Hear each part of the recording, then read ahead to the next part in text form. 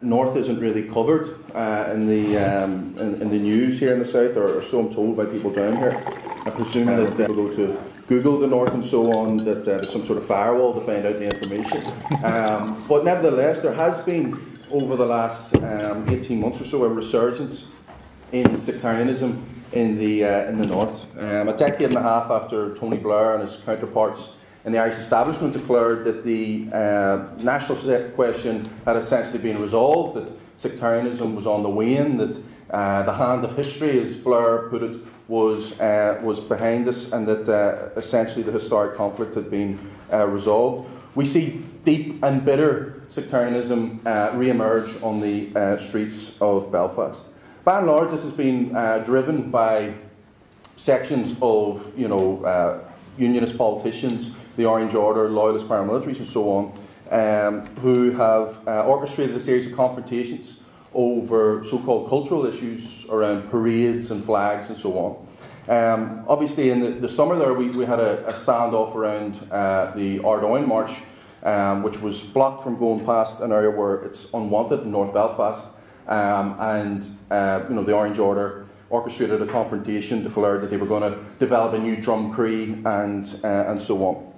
I mean, before that, we also had the flag protests, where loyalists blocked roads, had protests outside the City Hall over the fact that the Union Jack had been removed from City Hall, or at least was only going to be flown over designated days.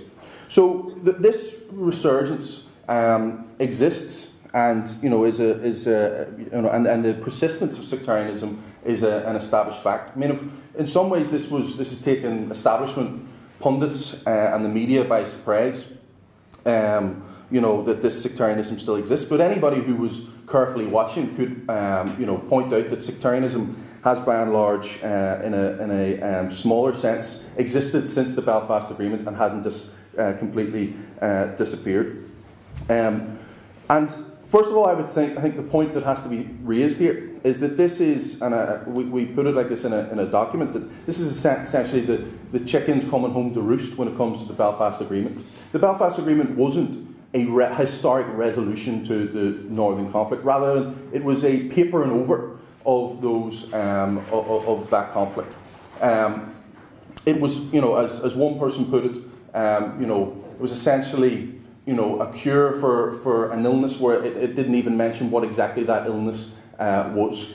It essentially, rather than tackling sectarianism, it sought to institutionalise sectarianism. Rather than tackling the historical issues that remain, over repression and sectarianism and murders and collusion and so on, it sought again to paper over those differences. But more so than that, the fact that it was set up on the basis of sectarian division, rather than necessarily leading towards normal politics, as people presumed, actually the Northern Ireland Assembly leads itself to an extent to potentially a re-emergence of sectarianism.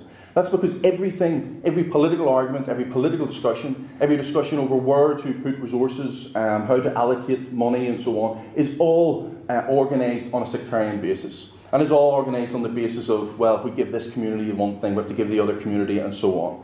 So in that sense, the sectarianism that we see on the streets is a symptom of a trickle-down effect from the sectarianism and the communal disputes from the Assembly itself. So this is inbuilt into the state and into the Assembly. What I'll be focusing on here in this talk is the role of unionism. I mean, the reason I'll be focusing on unionism, partly it's a division of labour between myself and Goretti, should be focusing on some other aspects, but also, of course, because some of these major outbursts of sectarianism over the last 18 months have emanated from the quarters of unionism. And if we look at some of the, just generally in the post-Good Friday Agreement period, we can point to the Drum Cree dispute, the Holy Cross dispute, the murders of Manus McDade, Daniel McColgan, Michael McAveen, the Loyalist protests of 2006, the disputes around Short Strand in 2011, and obviously the ongoing issues in Ardoyne. There has been a descent within quarters of unionism into sectarianism of late, and I want to really ask why that has been so over the last period. Of course, it's not to say that the forces of nationalism and republicanism are in any way blameless in this situation. They have bought into every one of the points that I outlined in terms of the structure of the sectarian state. But it is actually in some ways the unionism and the role of unionism within this resurgence that has in some ways caused the most confusion on the left, and I'll come back to that. I would argue that unionism is essentially in a permanent crisis. The reason that it has descended into these outbursts of street protests and so on is that it's in a permanent crisis. Now, what does that mean? Unionism has historically been defined as an attempt, a bourgeois movement to unite all Protestants into a single bloc. That project is in a permanent crisis. It's in a permanent crisis for a number of reasons. First of all, you can go back longer. In some ways, it's for the first 50 years of the Northern State, there was a one-party state, Unionist Party, and so on. After the Civil Rights Movement, that was no longer the case, and unionism fractured. Now, at high points of sectarianism around, the Anglo-Irish Agreement and so on, unionism had been able to still bring out large swathes of people. People behind the banner of unionism. But by and large, that process has been disintegrated. There's a couple of reasons for that. First of all, unionism had historically argued that it would deliver for Protestant workers. Now there was never a real truth to that. In fact, if you look at even the figures in the 1920s, when post-partition, if you look at in 1919 the figures for wages in the shipyards and in the engineering sector, which were majority Protestant, and then if you look at the wages for Protestant workers 3 or 4 years later after partition, the wages slump after partition. So it was never even historically correct that that was the case. However, unionism always offered the facade that it offered Protestants something. That it could offer a job in a shipyard, it could offer a low-paid job here and there, and so on. But of course, even the attempt to present the facade of unionism delivering is no longer feasible. It can't, parcel out jobs to shipyards or engineering or so on. And if you look at actually the figures over the last 20 or 30 years, the decline in sort of living standards in Protestant areas, the rise in unemployment, it has been quite stark.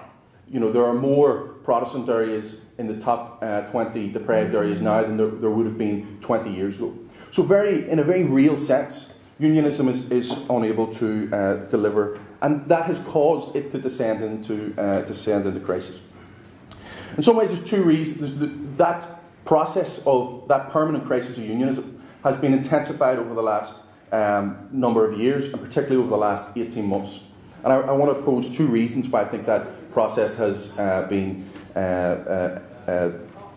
got worse. First of all, is the Good Friday Agreement or the Belfast Agreement itself. Unionism, is fractured. There's no longer one big single party. It has to be in government with Sinn Féin and so on. So its ability to beat the orange drum and so on has been reduced. But more problematically, I think, has been the economic crisis over the last 3 or 4 years. That again, that sense of despair in both Protestant and Catholic areas, and working class areas generally, the people are losing out. The people genuinely have no opportunities in terms of jobs, has caused people to look at their politicians and the main parties in anger. And again, this has caused anger within Protestant working class areas against the DUP.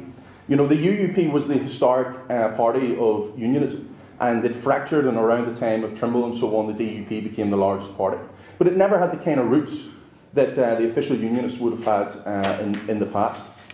And people, actually, if you talk to a lot of people would talk about how the DUP is quite abstracted from ordinary working class areas. So there has been a rise in anger over jobs and so on, and once again the fact that unionism is not delivering.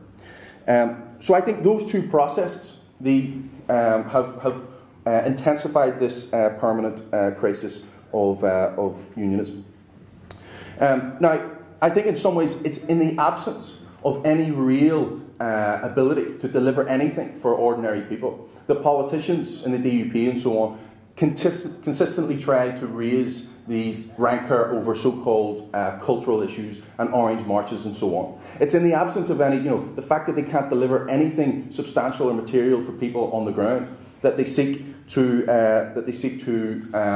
point the finger at the other side and say that Protestants are losing out, certainly, but it's because the Catholics are doing better.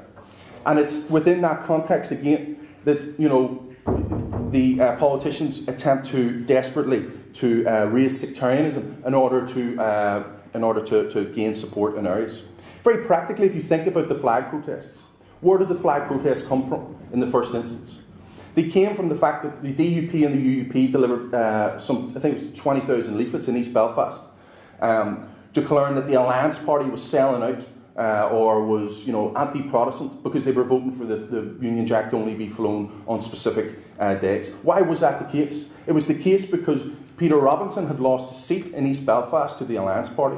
He had lost his seat in East Belfast because of the fact that he was essentially, in terms of a whole series of corruption and what do you call the thing in Westminster?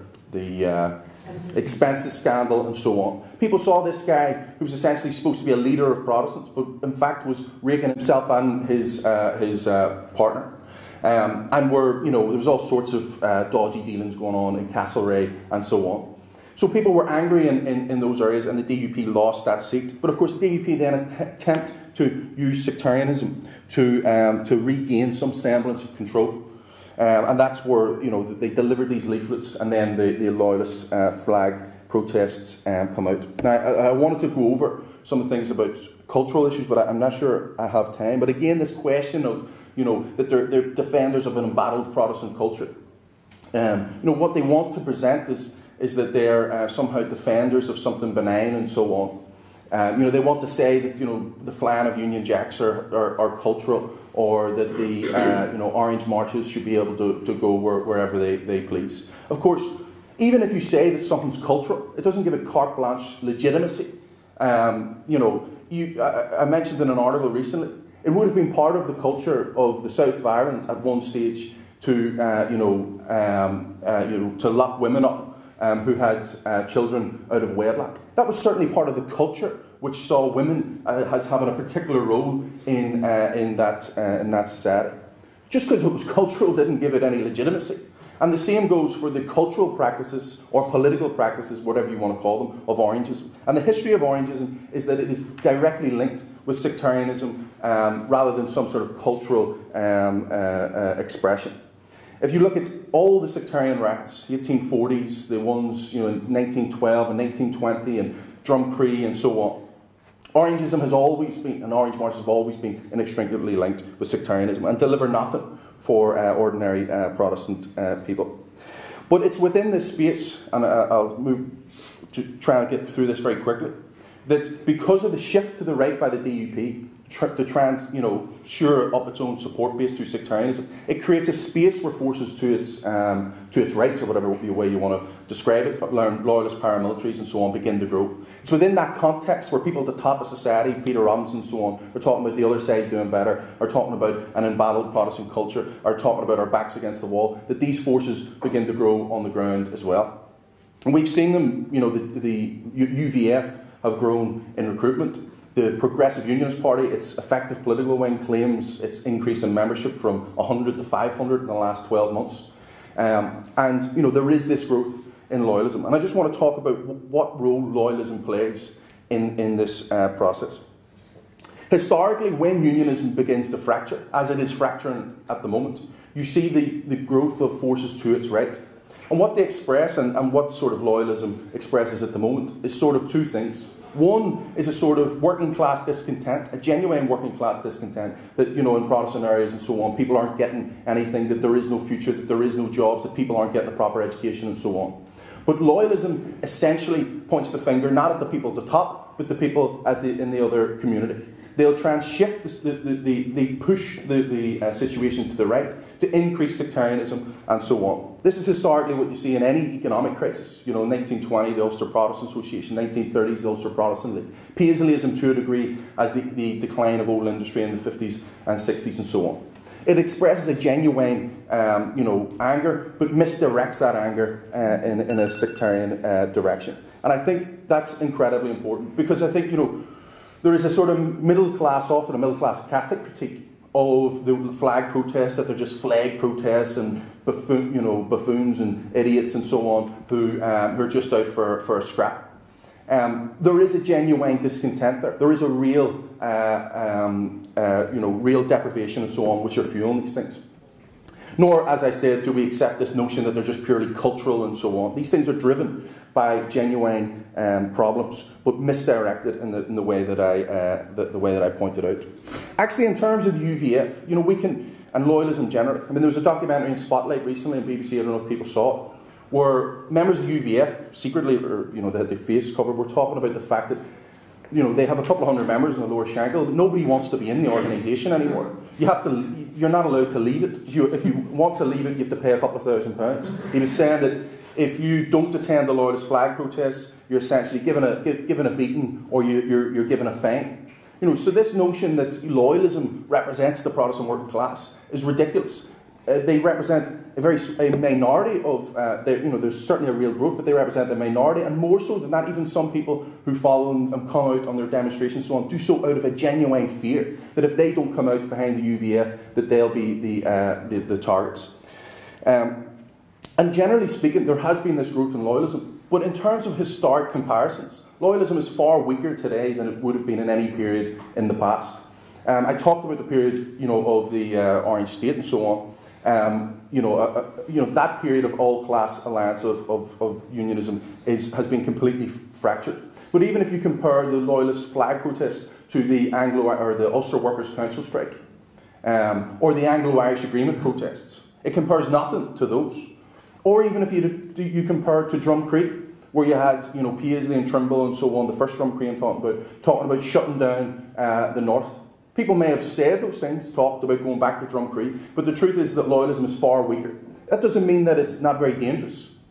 Sometimes when something is small, it can be very dangerous, and certainly there is a danger of it, pushing things in a sectarian direction.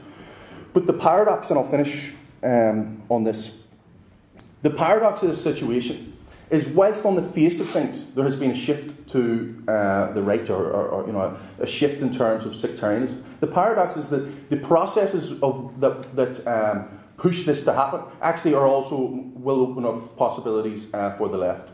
As I said, if you look, and there's quotes in the papers, people talking about how they came out in the riots because they don't have a job and they think that the other side is getting it. That only happens in the absence of an alternative that points to the people at the top of society. And what's going on at the moment in terms of the fracturing of unionism, and I think the same process is happening on the nationalist side, though perhaps maybe a little slower, opens up space for the left. There are a whole series of difficulties with it, but of course it opens up a space for the left. That I think there is a genuine anger at the moment that is being misdirected, but the opportunities to redirect it in a proper direction. Now, how do you do that? People tend, when people break, they tend to break within the confines of, to use a highfalutin term, within the sort of bourgeois ideologies that they exist within. It's no surprise that people who are breaking from the DUP, say, well, I'm not voting for the DUP, and some people say, well, I might vote for the TUV, I might vote for NI21, I might vote for PUP, and so on. People tend to break, because that's, people are brought up, they live in segregated communities and so on. But through the process of class struggle, if people think about the November 30th strike in 2011, where there were picket lines up and down the road where I come from, there were thousands of people out in strike and so on. That creates a very real and practical example of the fact that everybody is in terms of working class, is in it together. That everybody has the same interests. That there aren't peace walls between people when it comes to deprivation. So it is through that process of real, actual struggle that I think very much these these things can become overcome. But it also takes a political fight. I think the history of the left, and I would argue, revolutionaries have to do two things. They have to combine a practical engagement with the struggle to unite people with a political struggle against right-wing ideas. That same goes for racism. You can't really get rid of racism without blacks and whites and uniting. But at the same time, you have to challenge reactionary ideas within that. That goes for oppression generally. Yep. So you have to have a practical engagement and a political fight, and I think that's the necessity of broad organisations, of broad struggle, but also a political fight. Unfortunately, I think the history of the left and the north is the division between those two things. Either, an ideological fight against reactionary ideas that writes off working class struggle, or a notion that, all right, we'll bring people together, but let's not challenge sectarianism. It's only the combination of those two things, and I think those two things can only be combined through a revolutionary organisation that I hope to challenge sectarianism exists.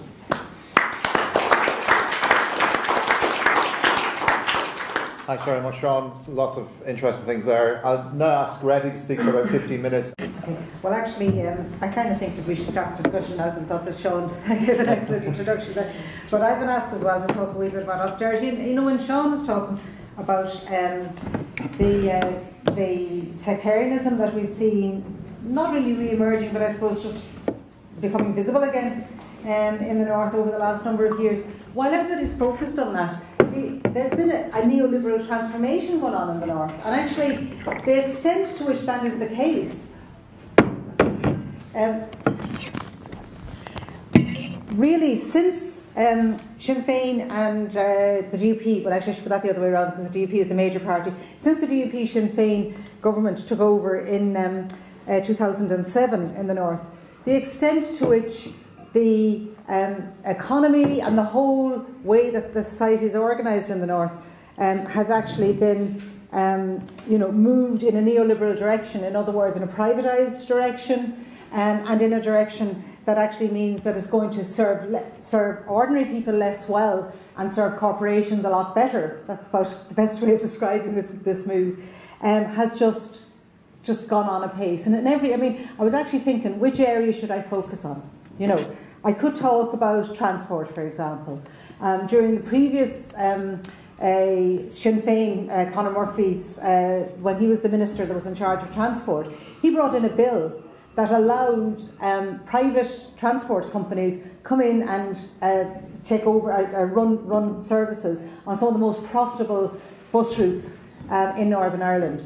Now, there's a new minister it's called the DRD minister. He's effectively in charge of transport. He, at the moment, is having to resist a move by Sinn Féin and the DUP for further privatisation of the whole transport system, not just the buses but also the railways. And you have this ridiculous situation where you have an Ulster Unionist minister saying, I refuse to let the transport in Northern Ireland be privatised in the way that these DUP and Sinn Féin people want it to be. That's just transport. You then turn to health. In health, you've got a DUP minister where he's closing down. Actually, I was talking last night about some of the stuff that he's been doing in relation to gays and women and stuff, which is bad enough. But he wants to close down every single statutory nursing home, every single public sector nursing home in Northern Ireland, and just transfer everybody into the private sector. Now, that's of course more expensive. It's wrong on every single level. It's more expensive for us as taxpayers.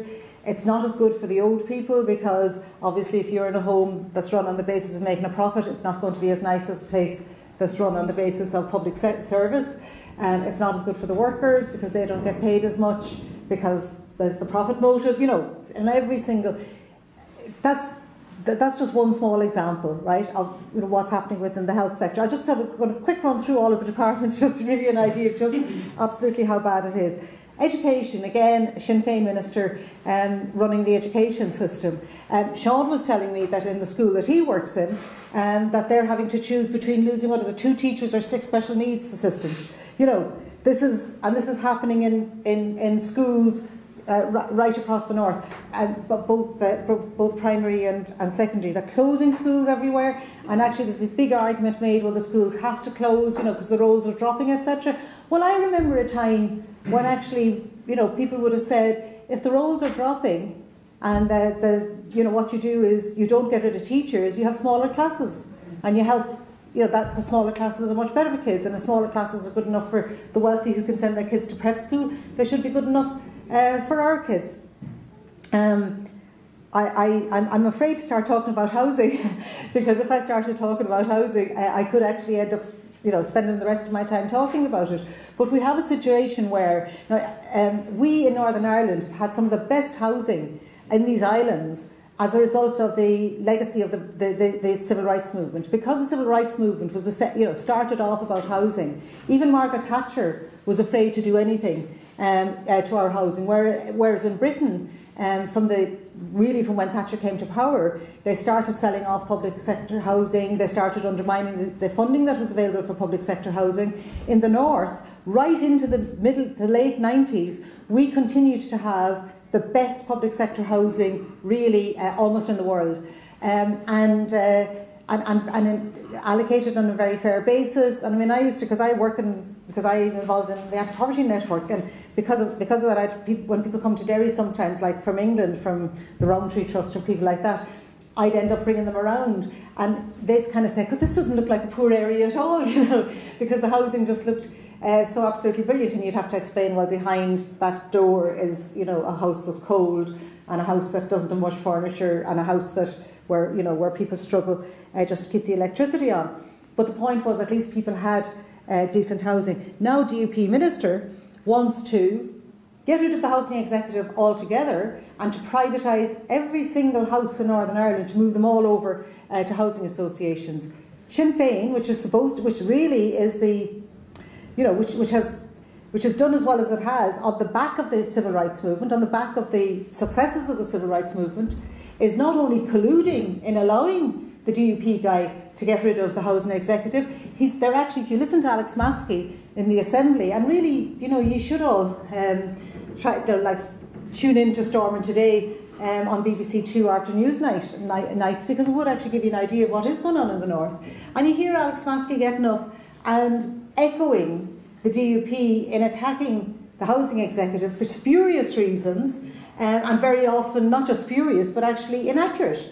I mean, actually quoting inaccurate figures that have been quoted by the DUP to bash the housing executive, and to sort of see not just the privatisation of all of that, but also the destruction of one of the legacies of the civil rights movement.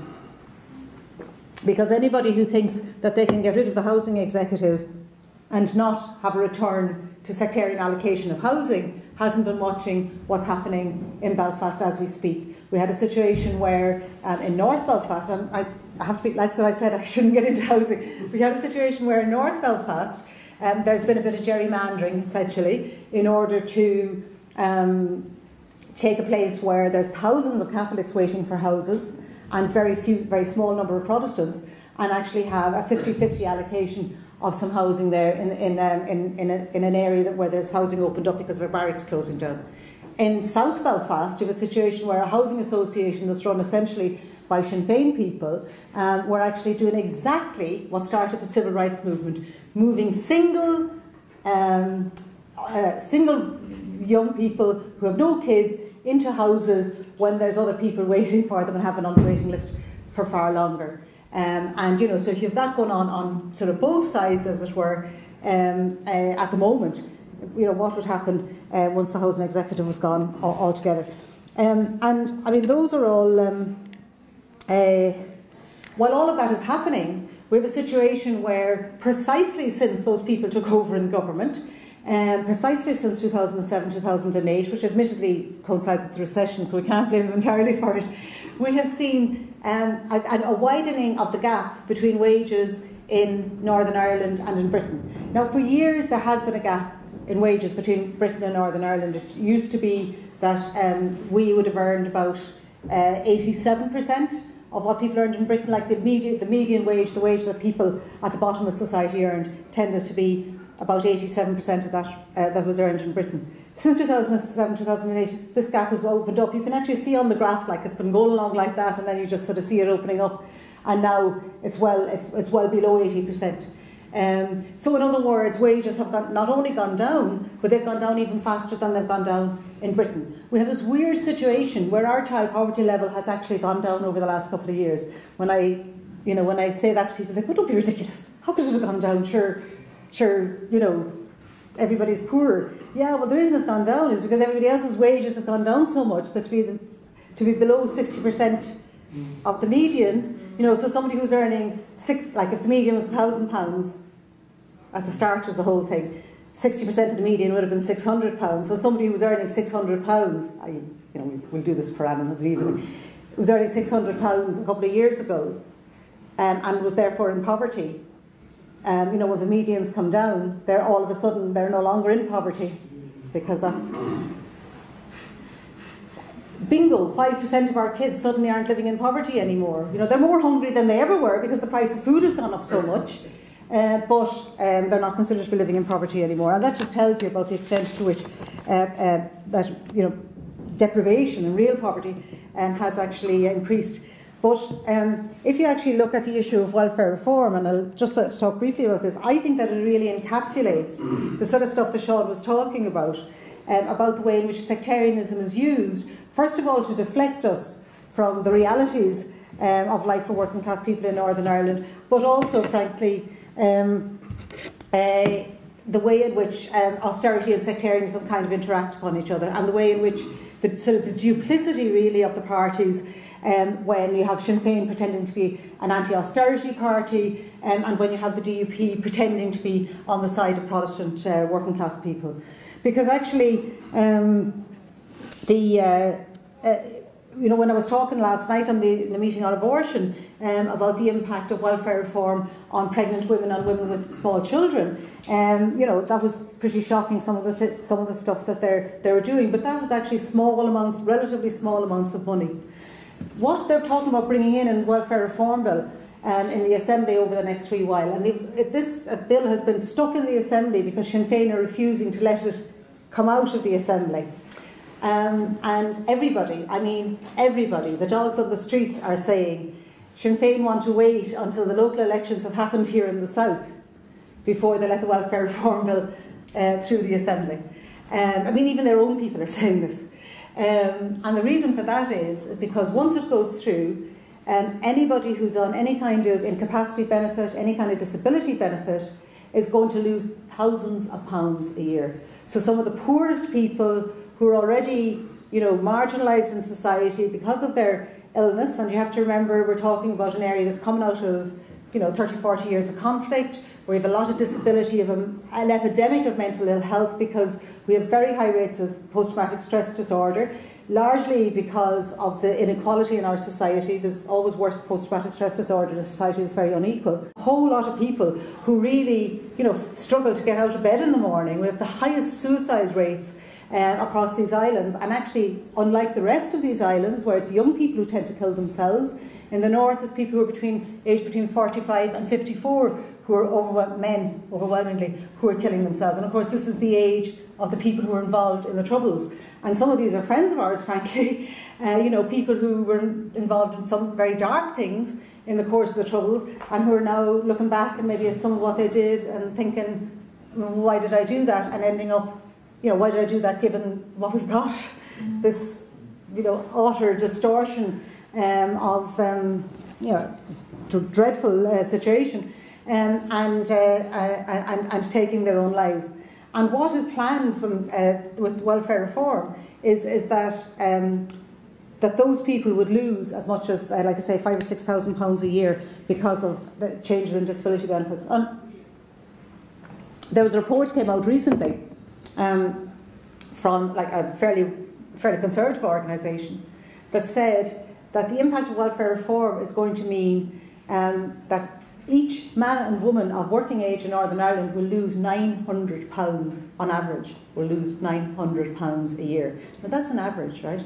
I don't get any of those kind of benefits. So, you know, that means that somebody who does get them is that much else added. So you're talking about, you know, thousands of pounds being lost, and overwhelmingly in the poorest communities. What are they doing about this? They're grandstanding. They're saying we're getting concessions. Now I have to say, I'll be perfectly honest with you, I think Fiona will agree with me about this. The way in which the kind of advice sector and the voluntary sector, the community and voluntary sector are behaving about this, I think is disgraceful, because they're allowing them away with saying, oh, we'll get these concessions for you. We'll get concessions on the fact that the benefits were supposed to be paid monthly. They've got concessions that they'll be paid fortnightly. Well, whoopie-doo. I mean, it is important. That is important, right? Don't get me wrong. Trying to manage a budget of half nothing for a full month is impossible. So at least if people are only having to manage it fortnightly as they are at the moment, that's better, right? But it's relatively cosmetic. Similarly, they've got agreements on, originally it was to go to one person in the household, and that would have been disastrous, especially for women in abusive relationships, that all the money was going to the one person. They've got it now so that it can go to two people. And again, it's good, but it's relatively meaningless when you're talking about a tiny amount of money. They've got it so that the housing benefit, like our equivalent of rent allowance, can go straight to the landlord instead of being given to the individual, which of course end up with everybody being evicted, because if you get the rent into your hand and you're hungry, you're going to go and spend it on food. So those things are important. Of course they're important. And they've said that maybe we'll be able to have it so that we don't get the bedroom tax except for new claimants. But those are all really, really tiny and relatively unimportant. Okay, that means I have to shut up. And relatively, they're not really going to make all that much of a difference. There was huge things they could have done, and just want to finish on this. Over the last number of years, we have seen time and again grandstanding, particularly by Sinn Féin, and if it sounds like I'm attacking Sinn Féin, it's because it is very frustrating for us, sitting in the north and watching what's going on in the Dáil and reading the Irish Times or reading the Independent or whatever and reading the Irish papers and seeing Sinn Féin presenting itself as a left-wing party down here, and then you see what they're actually doing in the Assembly. Alex Maskey, who's the chair of the Social Development Committee and therefore the person who's supposed to hold the DUP minister who's in charge of all of this. Oh, and listen, afterwards over the lunch hour, let us tell you about the DSD minister and how he's still in a job despite having been shown to be taking massive amounts of bribes in brown envelopes and things, but we don't have time to go into that now. So this is the same guy who's bringing in the welfare reform. It's like welfare reform for us and brown envelopes for him. But the thing is that if you actually look at what's the way that they're going about doing this, and the way that Sinn Féin is behaving about it, it actually makes you realise just how utterly cynical they are and how little they care, even about their own voters. Because actually, if you look at where the worst of the cuts are going to come when the welfare reforms come in, it's overwhelmingly in their area. So Derry, for example, is going to be the area most hit in the whole of the UK, apart from Blackpool, the place of the illuminations. And that's got to do with the number of people who are disabled and stuff like that.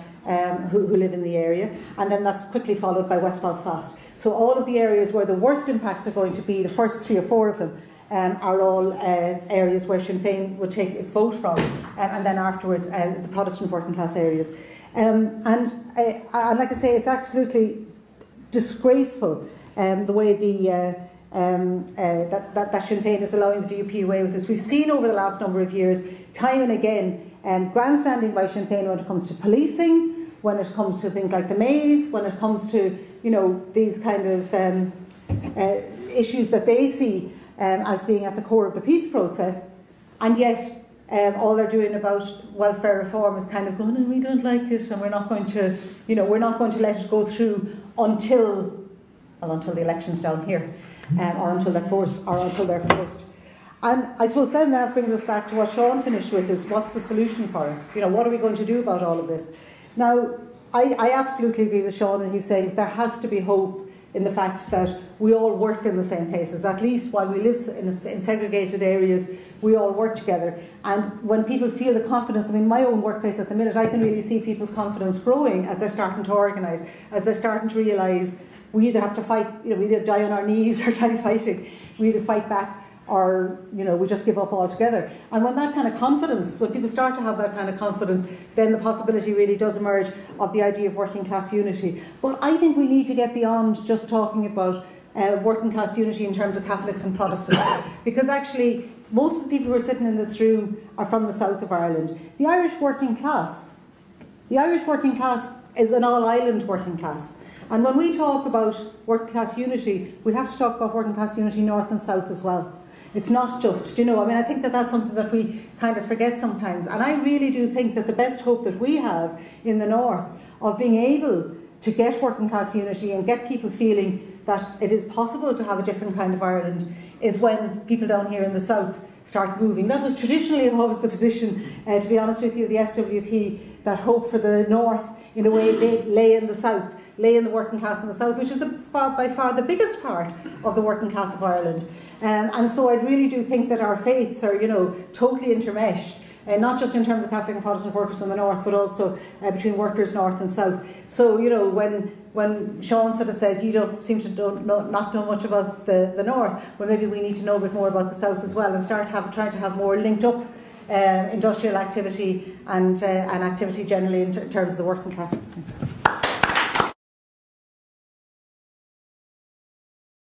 The south, and this comes back to the question that have been asked, for example, what should Sinn Féin be doing in relation to welfare reform? You see, they're so anxious to show that they're good managers of capitalism that they're not willing to really sort of challenge the whole basis of welfare reform. And you can probably see it much clearer in terms of what they're doing in local councils. But like I know that in Derry, for example, there are redundancies going on within our local council, as they move towards. They're getting rid of. We have 26 local councils at the minute, and it's only going to be 15 of them from 2 years' time. And because they're having to sort of streamline those, there's already redundancies started. Well, Sinn Féin are just saying nothing to do with us, folks. When people are going to them and sort of saying, "What are you doing about these redundancies? What are you doing to stop these redundancies? These are decent paying jobs in areas where there are very few decent paying jobs." And their response is, "Nothing to do with us. That's up to the people who run the councils, even though they're the elected representatives." So there's that. But I think that actually what we should be saying to Sinn Féin, what I would say to Sinn Féin people all the time is, you're willing to stamp your feet and say, we will walk away from this process, we will walk away from this assembly if you don't, devolve policing, if you don't ensure that we have, all this kind of stuff that's about peace processing rather than actually what the bread and butter on people's tables. Well, why don't they do that about something as important as welfare reform that is really... I don't think that people realise how poor people are in the north, right? If you are on benefits on the north, a single person, you get £67 a week if you're over 25. If you're under 25, you get £50 a week. You're talking about dreadful levels of... a lone parent with one child gets £189 a week. That's it. Right? it is just much... With the benefit, I know that the cost of living is different and everything, but it's not that much different. Actually, the poverty levels are just dreadful. And to link in again back to the housing stuff, there is a real problem in that that's going to get worse. In that because of what they've allowed to happen. And it has happened under our local representatives, under the local assembly, because they've allowed social housing virtually to disappear, and because all they're doing is managing capitalism and allowing the market to operate, right? Private rented sector is now larger than the public sector housing. Right up until the 1990s, right up until the peace process, most housing in Northern Ireland that wasn't owner-occupied was public sector housing. Now private sector housing is the largest bit of the non-occupied, the rented stuff. Now I don't know what it's like down here, but the way housing benefit works in the north, although Claire Daly gave me a hint last night, the way that it operates in the north is they have what they call a local housing allowance, which is like your rent allowance. They decide that on the basis of a figure that they pluck out of the air. It's got nothing at all to do with the rents. Back in 2009, the average person in the private rented sector was paying £20 a week out of their miserly benefits to top up their rent. That was back in 2009. It's probably like 30 quid a week now. And that all comes back to the fact that our politicians, not the Brits, right, but our politicians have actually allowed that to happen. They stopped building social housing. They didn't allow the money to go into the social housing. They encouraged very often their own mates. You see in the Bogside, half the rented houses, the private rented sector in the Bogside are council houses, housing executive houses that were bought by Shinners with special mortgages that they got from the Royal Bank of Scotland, which nobody talks about, and they then move out to Donegal, and I know, sorry. But the point, my point about it all is that it's not, there's no accident about this. It isn't that there's these good left-wingers in Sinn Féin who are doing their best, but these awful Brits, I mean, I've actually had this said to me by students from West Belfast, but everything you're saying there about welfare reform, that's unfair. We've been told that if we don't bring it in, we meaning Sinn Féin, if we don't bring it in, that the Brits will impose it.